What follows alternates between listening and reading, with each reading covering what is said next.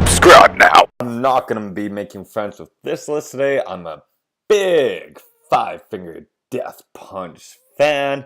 Absolutely love them. I've seen them live. The show is incredible. Right now, they are probably one of my top 3 favorite bands ever. And I'm going to go through all their albums and rank them. Keep in mind, I'm a millennial. I got into them right after their 4th studio album, so some of their early albums I might not be the biggest fan of. Again, I like newer stuff because the sound just seems better. I'm gonna get so much hate. So, of all their albums, they've released 6 so far. All of them are great. I could listen to them all back to back on repeat, no problem. They have a 7th coming out in the spring. I am so excited for it. I cannot wait. I'm hoping for them to announce a concert date somewhere near me because I would love to go get some floor seats again, mosh pit the fuck out of it, and just have a great time because they are hell of performers. And I'm not going to be including any albums on this list that are really underground or mashups or anything. This is specifically their 6 main studio albums, not even extended versions.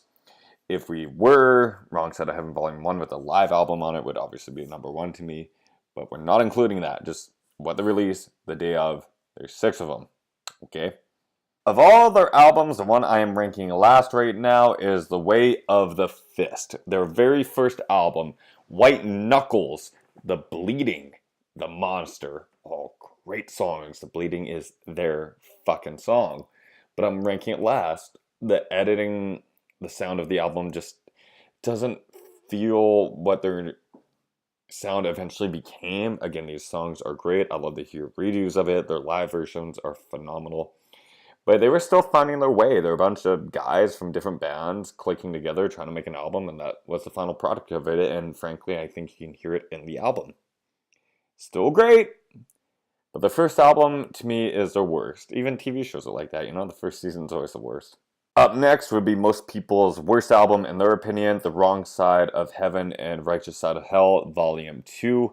Me, frankly, I really like this album, but there's no song on it that just makes you want to go, yes, I want to hear it over and over. There are certain songs with riffs that you want to hear over and over. Here to Die is my current favorite right now. Wait Beneath My Sin, Battleborn, House of the Rising Sun. All really good songs, but none of them you love. And they don't include any of these in their set list right now, is how low that album is. Still good though. I'll take it. Number 3 on my list would be their sophomore effort, their War is the Answer. Bad Company, arguably the most commercially successful song. No One Gets Left Behind. Hard to See, which is one of my favorite songs. All so good. This album is probably their first album where I'm like, I could listen to it all the way through and just be like, yeah, each song is great. I enjoy each and every one of it. This is how good the band is to me. Number 4, and before making this list, I thought it'd be my number 1, is The Wrong Side of Heaven and The Righteous Side of Hell, Volume 1. This album is fantastic. Lift Me Up. To most fans, is probably now their best song. My personal favorite song, probably of all time now, was their cover of Mama Said Knock You Out with Tech 9. Burn Motherfucker, The Wrong Side of Heaven, Righteous Side of Hell, their best ballad type song. Those songs are all phenomenal. They stand out. Watch You Bleed is one of my, really got me into them. Of all the songs I downloaded from this band, that was the 3rd song I think I ever listened to, and I just loved it. It was so hardcore.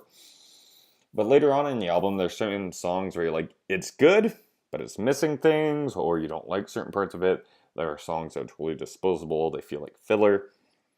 Again, really good. And the 4 songs that I absolutely love on this album, push it right up to 3rd. It is great. You know, a lot of bands I love, I listen to certain albums of them, they have maybe one song I just love off each album.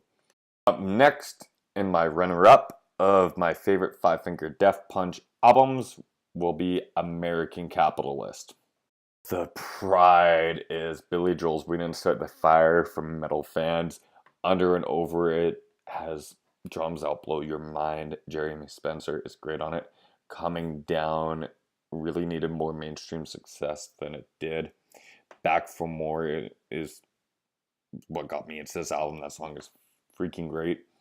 And again, it's like Wrong Side of Heaven Volume 1, pushed up a little bit.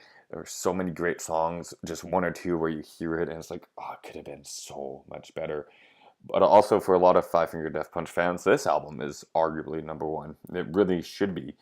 I'm shocked it wasn't my number one. Going through it originally, I looked at the list, I'm like, this is my number one, this is it. And then I thought about how each album made me feel, which is a huge thing on this list. And it just could be number one. Number one, my favorite Five Finger Death Punch album of all time right now. Because obviously they got more coming out. Got Your Six. Yep. The self-entitled song. Wash It All Away. Jekyll and Hyde. I could probably list off every song off that album right now off the top of my head. Why? I got really, really, really into Five Finger right before this album came out. I started listening to all this stuff. I'm like, I love this band. They're amazing. They're so hardcore. And then they released Jekyll and Hyde as the first promotional single. And it just transformed me. I remember driving to the gym that day, listening to that song when the OEO came out. And I'm like, fuck, this is great. I was so fired up. They announced a tour of Papa Roach. I got tickets. And so this album, I just had the most feelings for each song. I remember the first time listening to each and every song. And that is why it is my current number one. Their next album, Injustice for None, could possibly be my next upcoming. Why? The way you feel about an album is a lot. Critically speaking, it should not be number one. It should be middle of the pack. But damn it, it's my number fucking one. This is my fucking list. Fucking blow me.